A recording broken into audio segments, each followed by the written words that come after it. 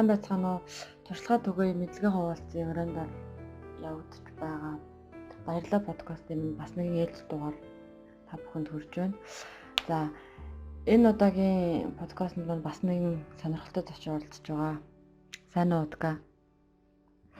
За сайн байна уу? За удаан жаргал өөрийгөө сайхан танилцуулчих эхлээд. Тэгээ ойлоо дараагийн юмд орох. Намайг Батбаягийн удаан жаргал гэдэг. Одоогоор Орсын албаны улсын дотоод хөгжлийн яамны Нижний Новгород хотын академид суралцж байна. 3 дахь курсын оюутан залуу байна. Танай сургууль чинь сая юу вэ? Эдийн засгийн чиглэлээр мэргэжсэн сургууль гэсэн үү? Эдийн засгийн гэмт хэрэгтэй тэмцэх талаараа. Манай сургууль болохоор 1927 онд байгуулагдсан. Тэгээд эдийн засгийн гэмт хэрэгтэй тэмцэх чиглэлээр мэргэжилтэн бэлтгэн гаргадаг тийм сургууль байгаа. Тэгээд ингээд маш онцлогтой анхны монголчууд бас болж ирсэн болохоор тэргээр онцлогтой түүх бичиж хэлж яваа гэж хэлж байна. За бас анхны монголчууд тэрээр онцлогтой юм шүү дээ, тийм ээ. Одоо 3 дахь курстэй 3 хэдэн жил сураад төгсгөлээ? 21 онд төгсөн. Тэгээд энэ Нижний Новгород хот болохоор 1221 онд байгуулагдсан. Тэгээд энэ хотын 800 жилийн ойгоор төгсөх бас тийм нэг бэлгшээлтэй үйл явдал болох байхаа. Зөв. Их сонирхолтой юм байна шүү дээ энэ ч бас. За удаан жаргал Орос руу өөрөө сургуульд явъя гэж өөрөө зорж тэмүүлж шалгалтаа өгч өөрөө сонгож тэгэж хурж ирсэн үү те?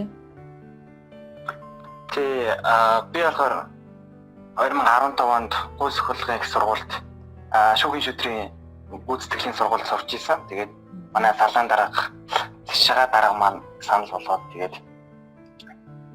энэ Орсын албаны улсын сургууль, дотоод хөгжлийн сургуулиуд ингээд илэрч давнаа гэдэг. Тэгээд тэрний дагуу шалгалт өгөөд сонгож шалгаруулсанд оролцсон юм байна шүү дээ.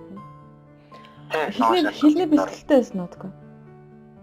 Тэгсэн хэлний бэлтгэлээ Сталинград буюу хуучин найрах Сталинград буюу Волгоград хотод хэлний бэлтгэлд суралцсан.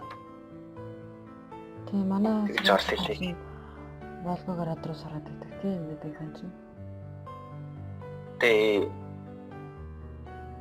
Энэ жилээс Уфа хотод сурч гэсэн мэлээ. Тийм сурахтай ахшаас Уфад 30-40 хүүхэд байгаас үгтэйсэн. Мэргэжилтээ одоо энэ сурж байгаа мэргэжилтээ дуртай болж ер нь анханаас нь сонирхолтой байсан уу? Ер нь мэргэжлээ чинь энэ сурж байгаа мэргэжлээ чинь онцлог нь юу гэдэм бэ? Мэргэжилтээ дуртай ерөнхийдөө бол би өөрөө хуулийн мэргэжилтэй юм болно гэж боддог байсан. Тэгээд Улсгуулгын сургуульд орсон тэр цагаас хойш 15 он бол миний хувьд маш амьдралыг олон шинэ зүйлийг нээсэн тийм жилээс мөжилж олно. Тэгээд ер нь яг ч тэр юм болно гэж бодож байгаагүй. Тэгээд мэргэжил маань бол сайхан штэ. Би бэлтэр сэтгэхгүй тэгээд оюун ухааны ерөн зөв төлөвшөл энэ олон зүйлийг нэг шаарддаг. Сэтгэл зүй тэгээд бусад бас чанарууд шаарддаг. Тэгээд ер нь энэ мэргэжлээ суралцаар олон зүйлийг олж авах гэдэгт бол итгэлтэй байдаг. Удаан жаргал айгүй их эрдэм шинжилгээний хуралд ороод яваад байдаг санагдаад байна. Нилээ их эрдэм шинжилгээний хуралд оролцсон баха тий. Чи ер нь ингээд оролцсон эрдэм шинжилгээний хуралаа бүр нэг бүрчлээ ингээд тоолоод яриад өгөөч. Ягаад гэвэл би яа тэрийг яриулах гэдэг вэ гэхээр Орсын албаны улсад сурж байгаа үед Орсын албаны дандаа орос хэл дээр ярьж байгаа шүү дээ тийм ээ. Бүх хэлцүүлэг орос хэл дээр ярьж байгаа шүү дээ. Тэгэхээр нийт хэдэн хуралд оролцсон байна? Ямар чиглэлээр бичиж оролцсон байна? Хаана очиж оролцсон байна? Ямар амжилт үзүүлсэн бэ? Энэ талаараа бид нарт яриад өгөөч. За тэгээ. Ерөнхийдөө бол яг тоог нь гаргаж байгаагүй юм байна. Гэхдээ бол нэг жилд ойролцоогоор олирлаас авч үзэхээр нэг 4-5 бол эрдэм шинжилгээний хуралд оролцож байгаа.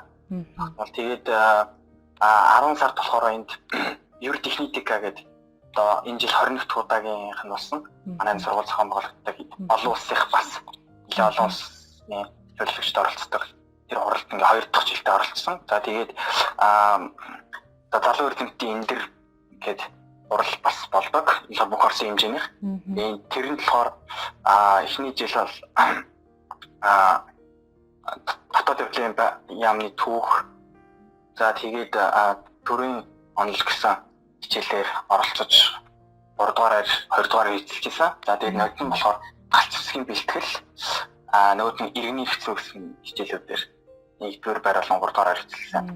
За тэгээд тэрнээс гадна бас одоо өөрийнхөө салбараас бусад нийт фестивалууд тийм ээ. Тиймэрхүү зүйлүүдэд бас оролцдог.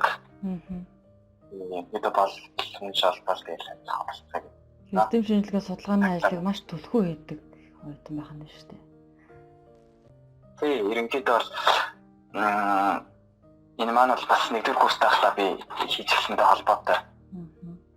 10 жилдээ ч гэсэн ерөнхийдөө тиймэрхүү хөвгтэйсэн дөө. Ер нь бол нийгмийн идэх сайтай хичээл зүтгэл орлого сайтай хүн байсан байна шүү дээ. Тийм ямар ч байсан нөгөө эзэн хичээл заягч юм гэдэг шиг тэгээд 10 жилдээ ч гэсэн нөгөө Баянгор аймаг би ч Баянгор аймгийн шүү дээ. Тэгээд Баянгор аймгийн аймаг хүүхдийн нэгдсэн зөвлөлд бас одоо ажилтдаг хүүхдийн үеийнхнийхээ дуугаалыг бас шийдвэр гаргах төвшөнд хүргэдэг зэрэгч юм уу те бүсийн болон улсын хэмжээний чуулга уулзалтанд оролцдог байсан.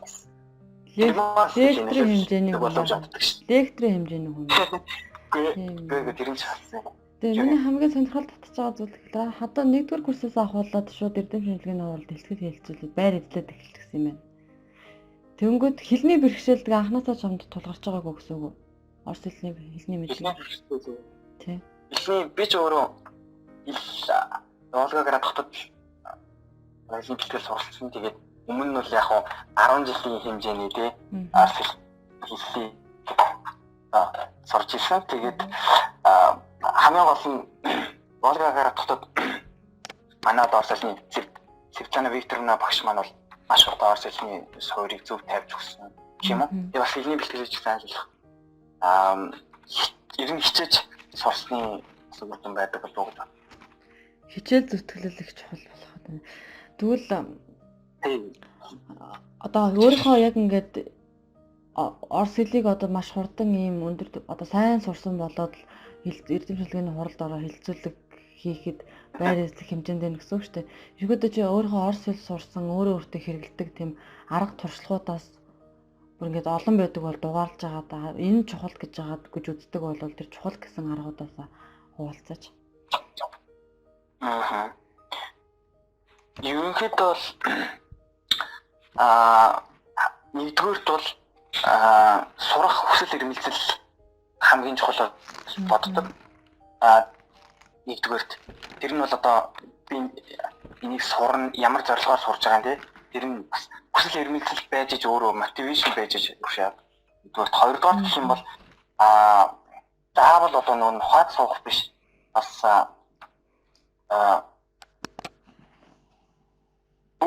өөрийнхөө онцлогийг бас анзаархан зөв болов. Одоо жишээлбэл би үг чийж хэвтээ ингээд үгийн үндсээр нь хардаг. За ингээд энэ үгийн үндэс нь ямар байна? Тэгэнгүүт эндээс цаашлаад ямар одоо үйлт нэртэй үйл үг ингээд үүсэх хөлөө гэдэг. Би ерөнхийдөө хэлийг бүтцээр нь сурдаг. Тэгээд бас нэг юм нэмэт хэлэхэд бол одоо төрлөх хэлээ хэр сайн эзэмссэн байна. Төдий чиний гадаад хэлийг бүлхэн сурд юм байна гэж бодож байгаа. Яг тэгвэл ерөнхийдөө би 10 жилдээ бол монгол хэлтэй гайгүй байсан. Монгол хэлний зам төгсдөө баярлаа. Тэгээд монгол хэлийг одоо үлгэрийн бүтэц дээр их юм уу те бүрмээ сайн мэддэг байгаад бол гадаад хэлийг эзэмшихэд бас нэлээд төхөн болтгоо. Би бас яг энтэй аягүй хэлдэг байхгүй юу? Монгол хэлээ сайн эхлээд төгс төгөлдөр бид нар бол сайн мэдж сурч чадаагүй л байгаа шүү дээ. Би өөрөө монгол хэлний мэдлэг маш өндөр гэж боддог өөрөө. Гэхдээ би миний монгол хэлний мэдлэг нэг 50-аас 60% та за бүр ихтэй 70% л байгаа болов гэсэн. Би өөрийгөө тэгж үнэлдэг байхгүй юу? Тэгж монгол хэл чинь өөрөө тэгж бас сурахад бас тийм гүн гүнзгий хэл шүү дээ. Тэгээ яг тийм бүр баялаг тэгээд уг нь гүн утгатай байдаг шүү дээ. Тий, тэгээд хэр аргийн үгийг орлуулад ойлгоод аваад явахад бас хэцүү. За тэгэнгүүт ингээд нэг талаасаа ингэдэг шүү дээ. Орос хэлэн дээр ингээд зарим үгнүүд ингээд олон утгыг илэрхийлээд аль эсвэл олон үг нэг утгыг илэрхийлээд ингээд ороод ирдэг шүү дээ. Тэнгүүд би ингээд бодохгүй. Эхлээд би юусэн анзаардаг байсан бол да. Энэ одоо орсуудтай ямар сонио хайш юм бэлээ. Одоо яхаараа юм гацгач юм зохиождөг байныг бодоодсэн чинь монгол хэл чинь бүр түүнээс ч илүү айхтар өргө агуулгатай хэл юм байна л да. Бүр илүү нөгөө олон утгыг илэрхийлж байгаа үг нь ч олон байд юм байна. Олон нэг утгыг илэрхийлж байгаа олон үг нь ч олон байд юм байна.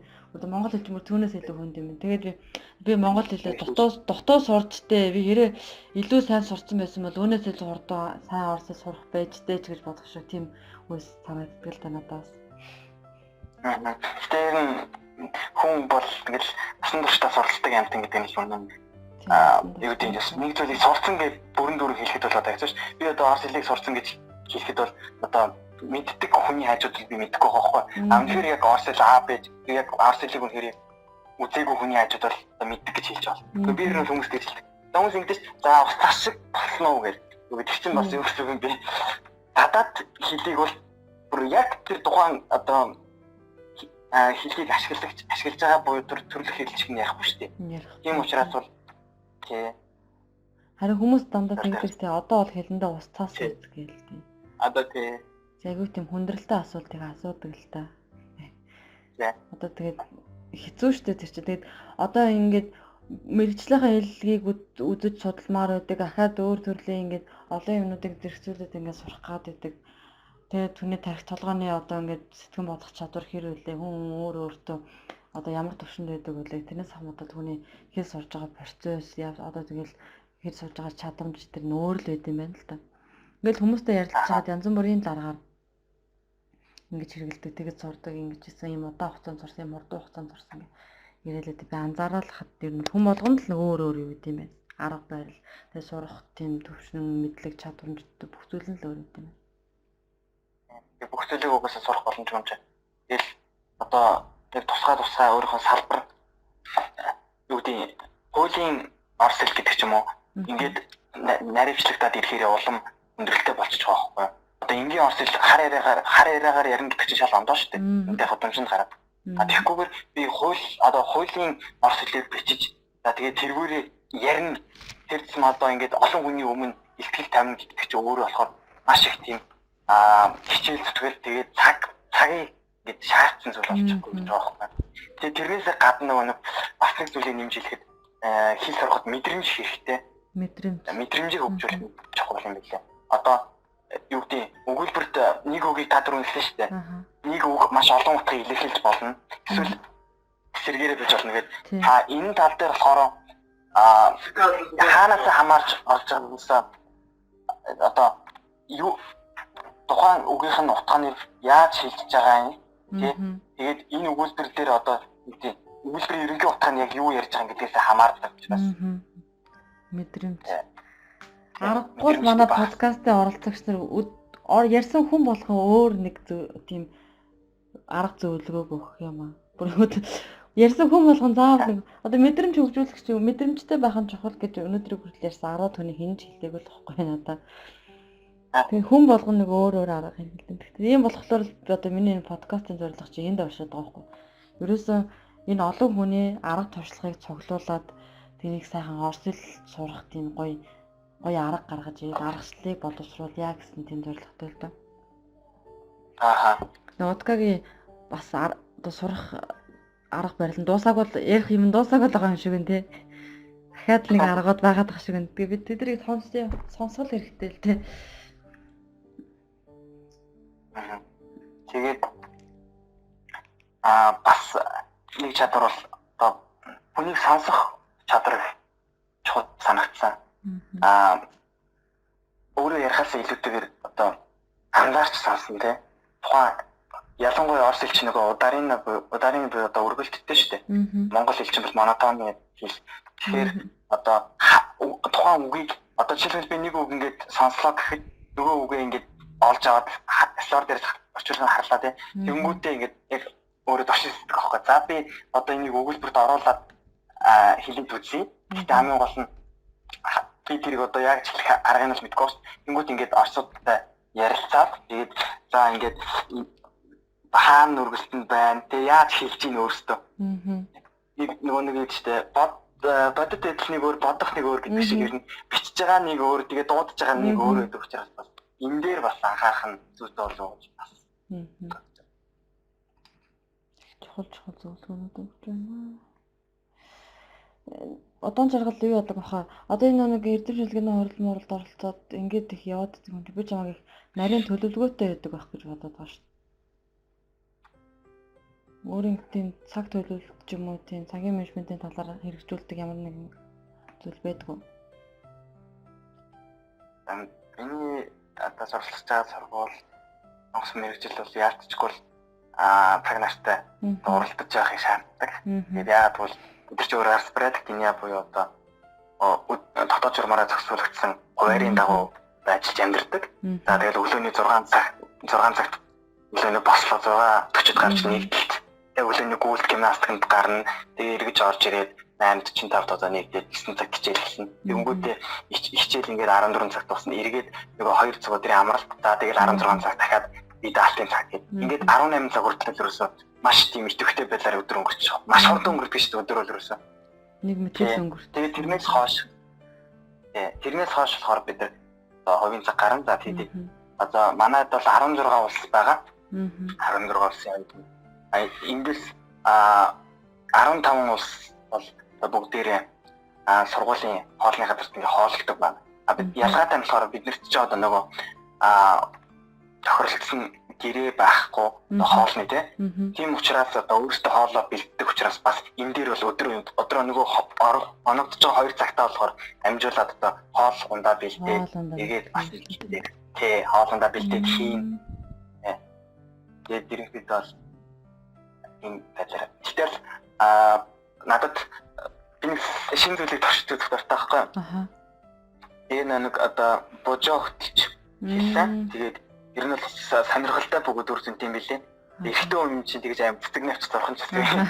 Тэгээд ерөнхийдөө бол ингээд ажиллаа төлөвлөлөөд одоо тэгээ сараар жилээрч гэдэг юм ингээд бас боломжоор санагцсан. Тийм божоо хар төлөвлөлт тийм нэг хэлбэр. Гэтэ айгуу тийм сэтгэн бодох чадварыг агай хөгжүүлдэг юм шиг санагдчих божоо. Харин тийм билээ. Илүү их яд юм шиг зүгээр нэг бүснэгтлээд яваад хас илүү бодох чадрыг хөгжүүлэх юм шиг байна. Би нэг орос хэл дээр төлөвлөгөөгөө гаргах гэж нэг хэсэг үзээд тэгээд нэг шантраад байсан монголоор төлөвлөгөө гаргаж байгаа л та. Яг хаа чадах чинь нэг таны надад ч таналал нэгтчихлээ. Нэр нь бол нэг юм биш үү? Нөгөө өөгчш булчирхаач битгий бай гэж манай монголчууд хэлдэг. Тэр яг үнэн ингээд яг нэг тэмдэглэл орос хэл дээр ингээд явжгаад тэгээд ингээд одоо монголоор ингээд би мэдж байгаа бичих зүйлээ ингээд орчуулж чадахгүй үед ингээд буцаад монголоор бичих ингээд хойлоод нэг санаа. Тий.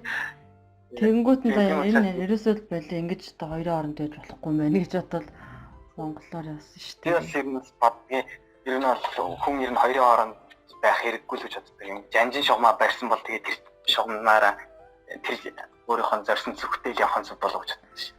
Тууштай байх чадчих. Шантарсан занд доргоо чи ямар ч байлаа гэсэн тэгээд чадхын төлөө тэгээд өөртөө гол нь итгэх хэрэгтэй. Тэгээд тууштай байх нь хэцүү гэж боддог шээ. Гэтэ өөртөө итгэн гэдэг юм аа бордон цангаас бол мэдээж ялгаатай шүү дээ. Ялгаатай тий. Заавал бусдад харуулах албагүй тэрийг тий. Хамгийн гол нь өөртөө итгэн гэдэг чи одоо өөрийнхөө хүчиндээ найднаа гэдэг. Шувуу нөгөөс мөчөрдөөс сууж байгаа шувуу мөчөр нь угуулсан ч гэсэн өөрөө нисэх тэр хүчиндээ найддаг тэрэн шиг л яг үнэ. Өнөөдрөөс ахуулаад би нэг өөрийнхөө фэйсбүүкээр нэг жижигхэн нэг тийм юу эхлүүлж байгаа байхгүй юу? Ганцхан өгүүлбэрт багтаагаад ирсэн. Хүний амьдралд одоо хүний амьдрал, хүний харилцаанд юу хамгийн чухал юм бэ гэд. Тэгээ өнөөдөр би нэгдүгээрт хандлага гэдэг үгийг оруулсан байхгүй. Нэгдүгээрт хандлага штэ. Юмд хандж байгаа хандлага аюул чухал.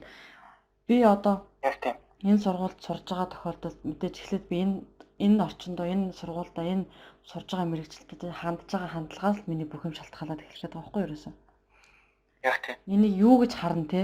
Юу гэж бодож, юу гэж хүлээж аавна? энэ орс хэлийг яаж Яаж хандна тий. Энэгээс ахуулаад дараагийн ингээд энэ фундамент нэрөөсөө хандлага болчтой юм байна гэдэг гаргалгаа би өөрөө л миний л бодсон шүү дээ. Тэгээд дараагийнх нь ингээд сэтгэл байт юм байна. Юм нөгөө тэр хандсан хандлагаа ингээд яг ингээд тэрэндээ зориулж байгаа сэтгэл нь байт юм байна. Гэт би нэг 17 бараг 20 орчим ингээд юм зуруулаад ингээд цаашаа одоо харилцаа одоо юу гэдэг те тийм юмуд байд юм байна. Өнөөдөр одоо Facebook дээр тийм оруулж эхэлж байгаа байхгүй. Би ганцхан өгүүлбэрийг багтаагаад.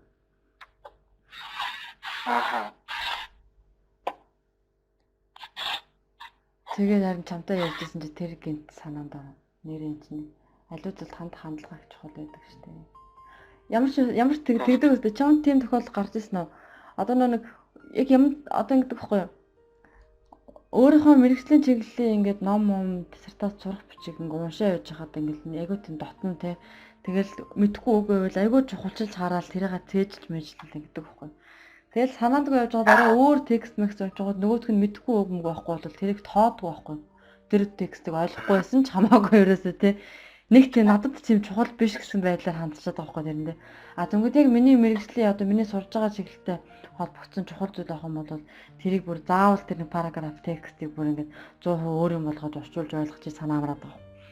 Миний тэнд явж байгаа парсан нэг мэдээд байгаа юм бол за зэг өнгөрчдөг байхгүй би бол тэр нь энэ бодлоор мэдээллийг ач холбогдлоор нь ангилах буюу яг таны хэлж байгаа шиг жишээлбэл чухал хэрэгтэй термин нэр томьёо байлаа гэхэд тэрийг одоо нүдэн тусдаа шүү дээ яалчгүй амьдралд ойрхон ядвал нөгөө надтай ойрхон байгаа учраас тэгээд тэрийг ингэж онцгойлж авдаг ч юм уу. Ерөнхийдөө хүн ач холбогдлоор нь мэдээллийг ангилж байхгүй бол өнөөдөр бид нар ч одоо мэдээллийн 90-100-д маш их мэдээллийн шоргонд өртөж бөмбөгдүүлж байна шүү дээ.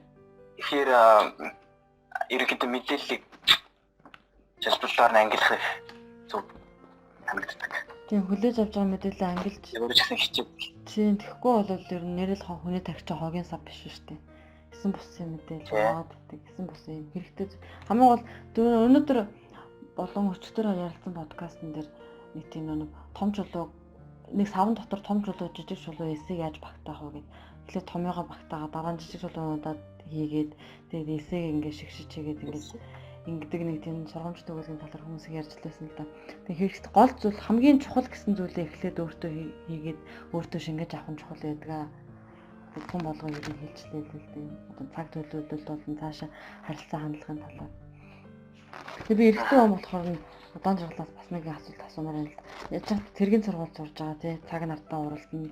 Одоо энэ бол өмнө маа подкастны 2 цэргийн сургуулийн хүн орсон болохоор одоо манай хүмүүс болохоор цагийн сургуулийг яг ерөөдөө одоо ойлгочихж байгаа юм байд юм байх шүү. Тэгээд ерөөсөө ингэж хүний одоо хүн ер нь яг юуны төлөө зорж амьдрах хэрэгтэй байд юм бэ? Яг хүний одоо ялангуяа эр хүний хувьд бол одоо ингэж амьдралынхаа зорилго одоо чухалчилж үзэх одоо тэр түрүүний чиний хэлдэг жанжин шогмон юун дээр тогтчих хэрэгтэй байд юм бол одоо. Баярлалаа сайхан асуулт байна. Миний бодлоор бол эр хүн гэдэг бол одоо айл гэрийн ноён нуруу тийм ээ эх орны одоо хөгжлийн түүчээ болж явдаг. Тийм учраас бол маш тийм хариуцлагатай байх хэрэгтэй. Тэгээд дөрж явах хэрэгтэй зүйл ер нь бол хүнд хэмлэж явах хэрэгтэй 3 зүйл байд юм болов уу гэж боддог. Энэ бол ялцгүй эх орон илгэн нутаг. Тэгээд эцэг их тэгээд өөрийн одоо хань өр хүүхдүүд ах トゥ гэл ер нь энэ л зүйлүүд авч удаад шүү дээ. Эх орон гэдэг чинь өөрөө маш том ойлголт. Тэгээд энэ зүйл эх орон гэдэг зүйл бол зүгээр нэг ингэж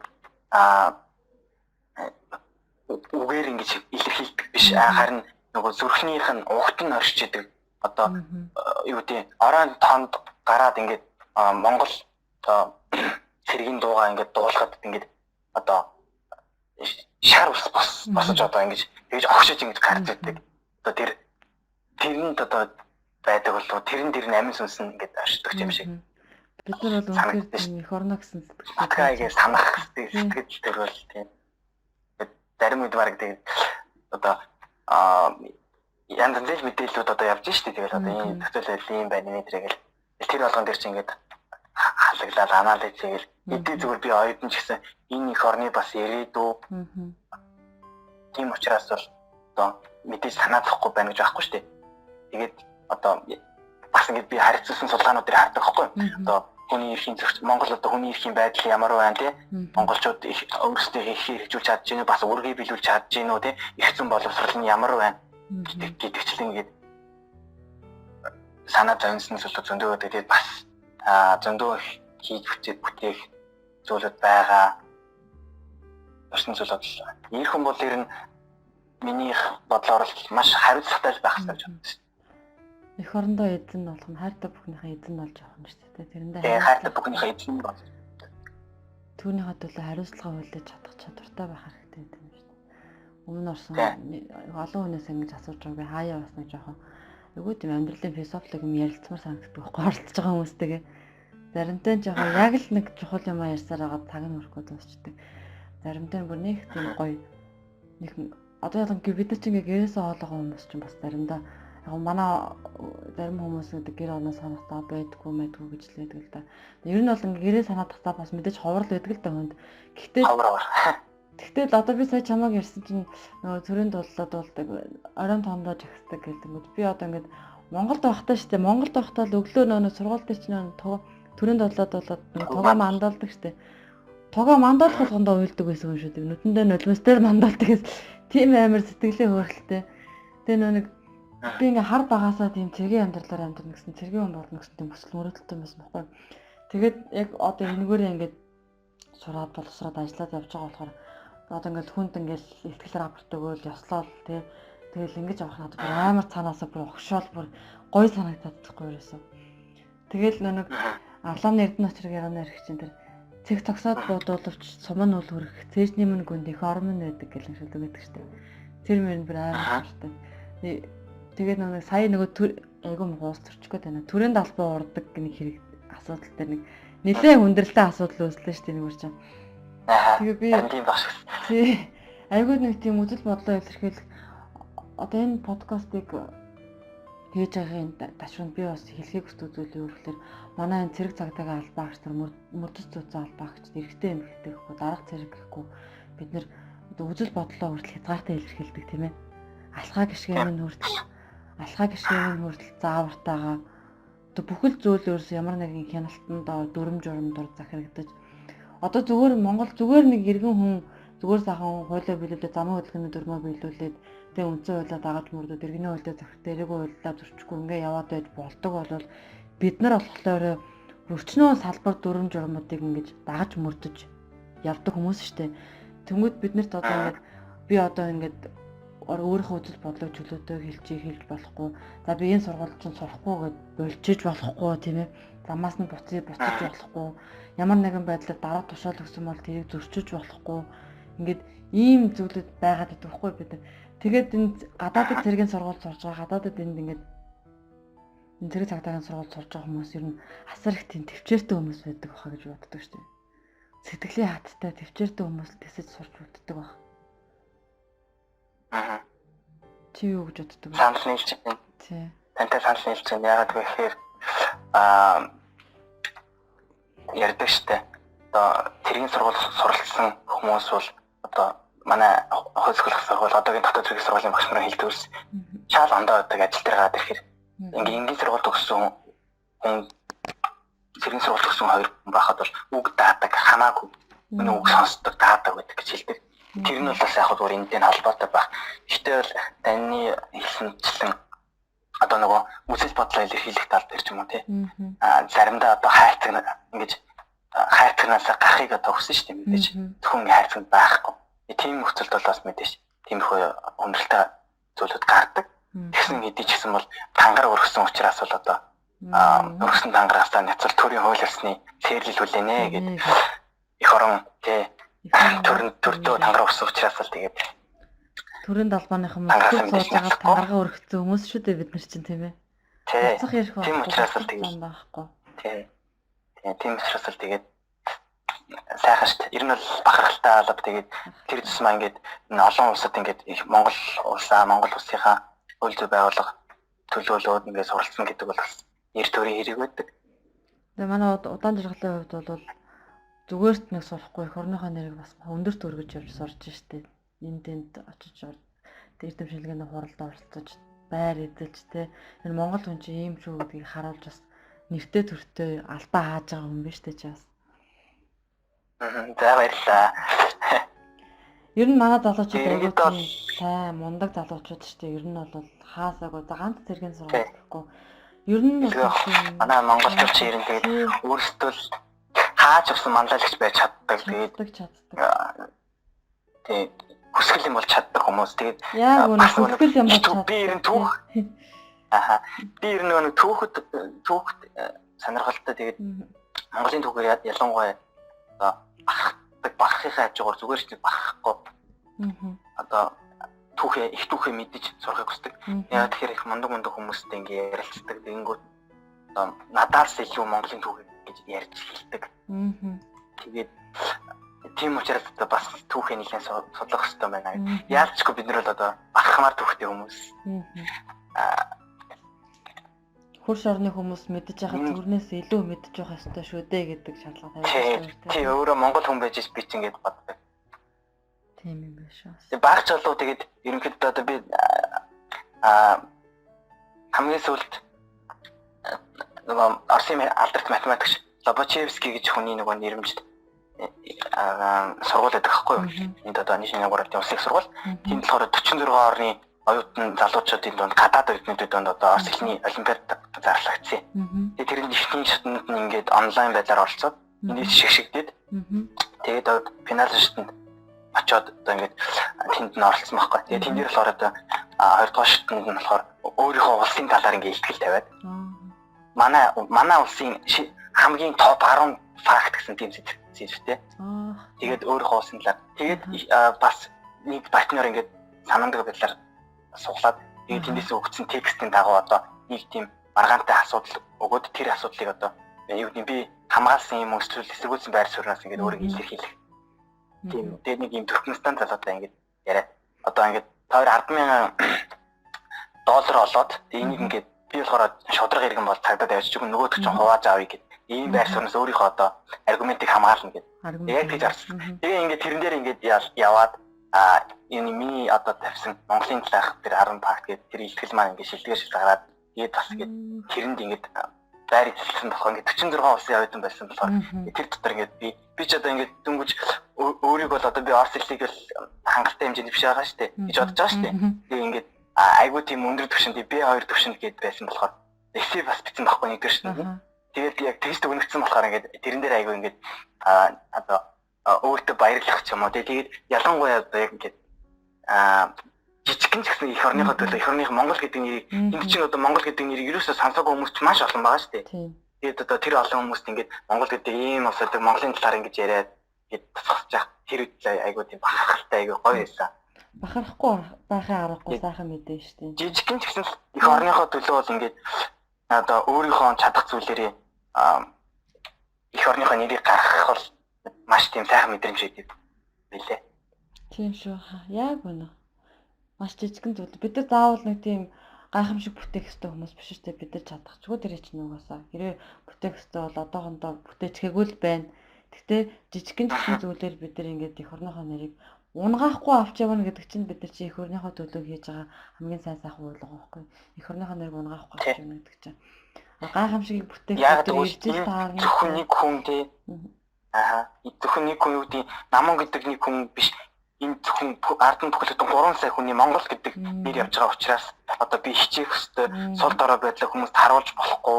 Одоо өвдлөөж гэсэндээ ингээд тэр өвдөлтийг даваад гардагч. Тийм одоо төвчээр хаттай байх хэрэгтэй. За тэгээд ер нь зөвхөн тэрийн сургалт гэлтгүй гадаад бол ажиллаж амьдарч сурч байгаа бүх монголчууд маань бүгдээрээ л тийм шүү дээ. Маш төвчээртэй. Тэр их орноо бүгдээрээ зөвхөндөө санахалзаал ажиллаа хийгээд маш амжилттай ингээд явж байгаа хүмүүс маш олон байгаа.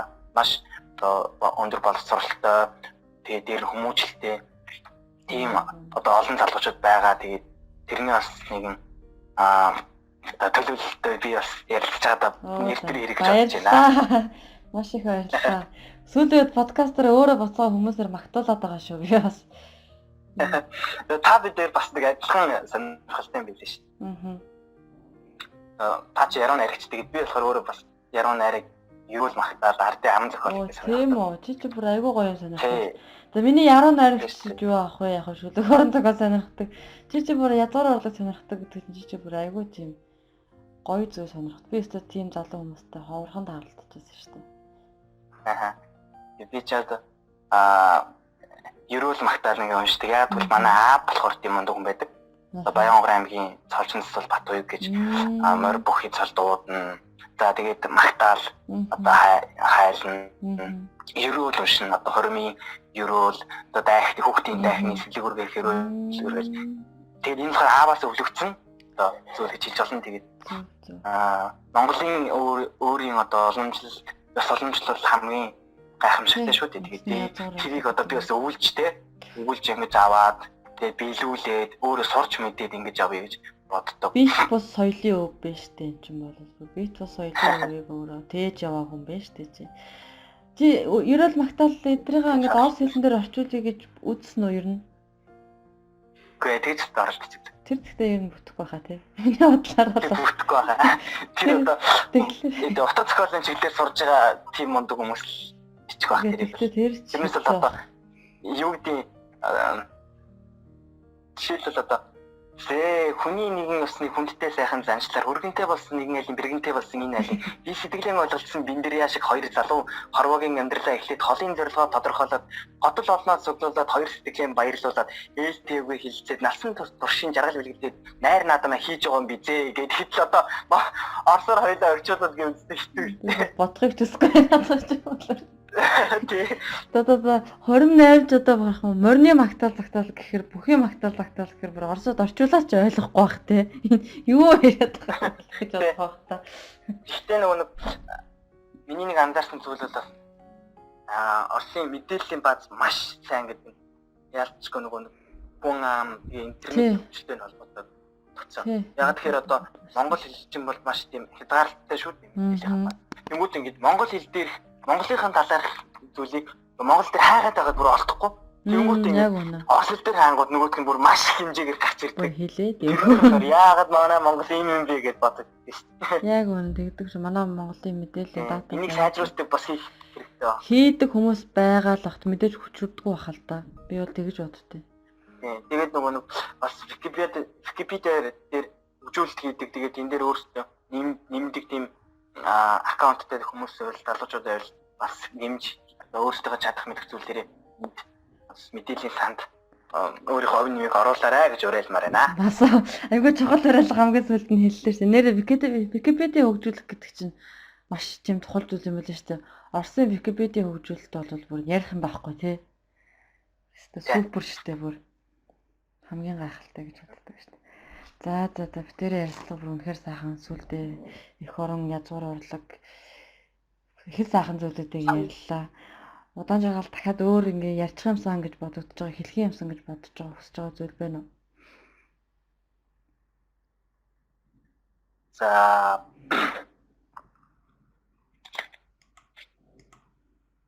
юмсан. Тэгээд таны нөгөө түрүүний хэлсэнчлэн хамгийн эхлэх бидний эхлэх ёстой зүйл бол хандлага байдаг. Хандлагаасаа өөрсдөө хандлагыг өөрчлөлтийг өөрсдөө ингэж хийгээд тэгээд хамгийн гол нь одоо эх орноо гэсэн сэтгэлтэй ээж аавынхаа эцэст бид нар одоо юуны төлөө амьдарч байгаа билээ. Тэгээд утга учиртай сайхан амьдралын төлөө яваараа гэж хэлээ тэгээд. За. Өөрчлөлт. Тэгээд бас харилцаа гэж бас ярих юм бол нөхөстэй төлөө зөндөө гарах байхаа. Тий, харилцаа хандлага. Харилцааны талаар орчин үеийн хувь хүний хөгжлийн талаар асуудал зөндөө байгаа шүү дээ, тий. Орчин үед бол хувь хүний хөгжлийн асуудал одоо хувь хүний амжилтын дасгалжуулагч гэдэг ер нь нэг хувь хүний хөгжилтөөр хандж байгаа шинжлэх ухааны тэм шинж судалгаа, шинж сургалтууд маш их гарч байгаа. Тэгээ би ингэдэг л дээрээс ингээд хин нэгэн хүнтэй ярилцчихэж илүү нөгөө өөрийгөө хөгжүүлэх боломж гарч ирдэм болов уу гэж бодсон л та надаа. Уншаад судлаад ингээд байгаад тахлаар уншаад л өнгөрчөгддөг. Хүнтэй ингээд санал бодлоо солилцоод яриад байхаар илүү өөр өгөөжтэй байд юм байна гэж би анзаарсан зүйлүүд энэ подкаст хийж байгаа явцдаа. Тантай санал гэж чинь ягаад гэвэл амьд харилцаа өөрөө маш их тийм ашигтай байдаг. Одоо бичиж байгаа юм уу эсвэл өөр байдлаар яагаад гэвэл хүн одоо хамгийн гол нь харилцах явцдаа тэр мэдээлэл нь юу агуулгадж байгаа нь хамгийн чухал шүү дээ. Мэдээж хэрэггүй зүйл яриад байгаа юм бол тэр бол зүгээр балтуушка болж шүү дээ. Зүгээр л юм чалчиж байгааг болно. Тэгэхээр хамгийн гол нь юу ярьж байгаа юм. Тэгэхээр ямар мэдээллийг солилцож байгаа.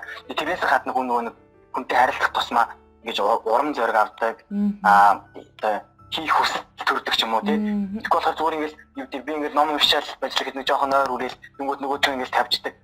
Ингээд тухайн миний хийдэг хийчихсэн хүсэл маань алга болоод юу гэдэг итгэхгүй болчтой. Тэгэхээр хүнтэй ингэж ярилцах бол бас их зөв хөлбөр гэж бодож байна. Тэгээ ялангуяа нөгөө манай хэл сурж байгаа ноёднууд нь бас нөгөө харилцан яриа communication их чухал шүү.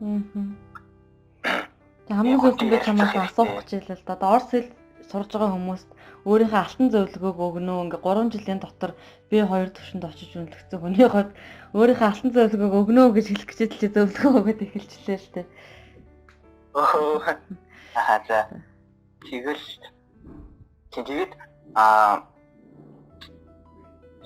ярилцах тэгээд хамгийн гол нь хүнтэй ярилцахын тулд ч одоо юу гэдэг сайн уу юу байна да гэдэг ингээд энэ бол харилцаа биш болж байгаа байхгүй. Хүнтэй одоо ихлэ ярилцахын тулд ч психологический контакт буюу одоо сэтгэл зүйн холбоос гэж юм үүсгээд тухайн хүнд одоо сайхан сэтгэл төрүүлээд тэгээд цаашаа ярилцах хүслийн төрүүлэх хэрэгтэй байна.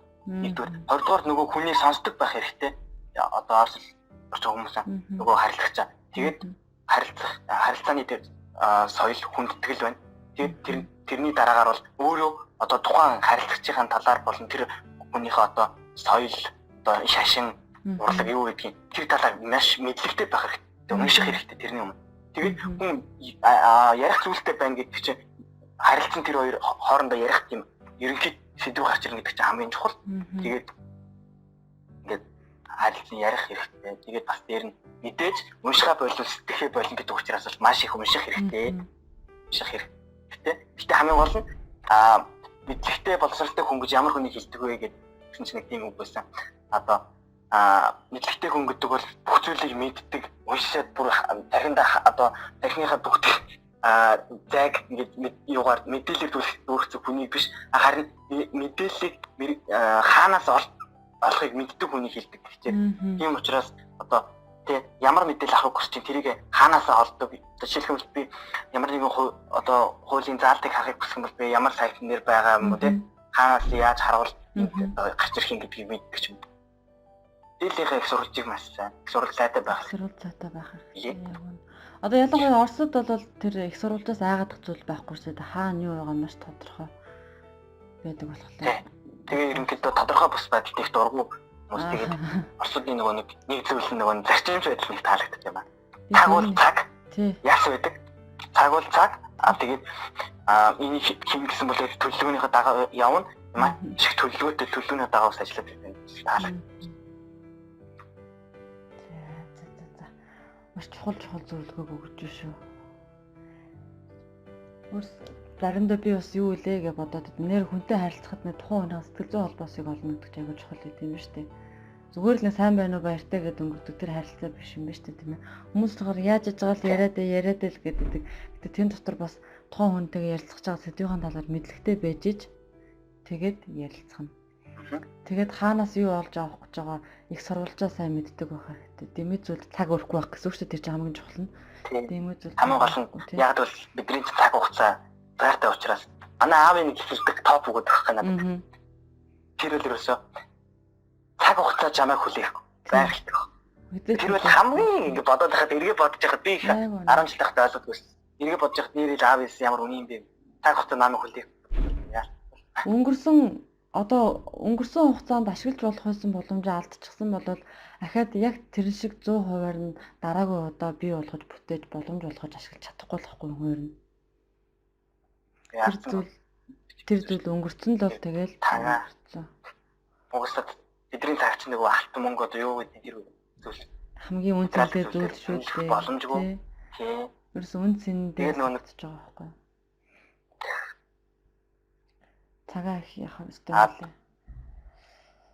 За ингээд урилгыг минь хүлээж аваад ярилцсанд маш их баярлалаа. Жаар маш их бахархаж байна. Энэ богино хугацаанд энэ одоо юм нэлээд маш өндөр түвшний Орос хэлний мэдлэг дээрээ тэр олон тий гадаадын улс орны зөвхөн Оросоор зогсохгүй тий тэр олон улс орны залуучуудын дунд эх орныхоо нэрийг тэгж өндөр сөргөж байгаа. Би бол чамаар маш их бахархаж байна. Одоо маш их баярлж байна. Тэгэд цаашдын сурлага хөдөлмөрт амжилт төсөө сургуулаа төгсөөд одоо Монгол улстайгаа эдийн засгийн гэнт хэрэгтэй тэнцэх чадaltaй боловсон хүчин болоод хоёулаа эргээд тэнд уулзах нь байна. Тэгээд баяртай. Баярлалаа танд баярлалаа ингээд энэ сайхан подкастт үрж оролцуулсанд одоо чинтгэлээс талархал илэрхийлье. Тэгээд бүх сонссон бид хоёртай хамт байсан хүмүүстээ баярлалаа. За баяртай. Баяртай.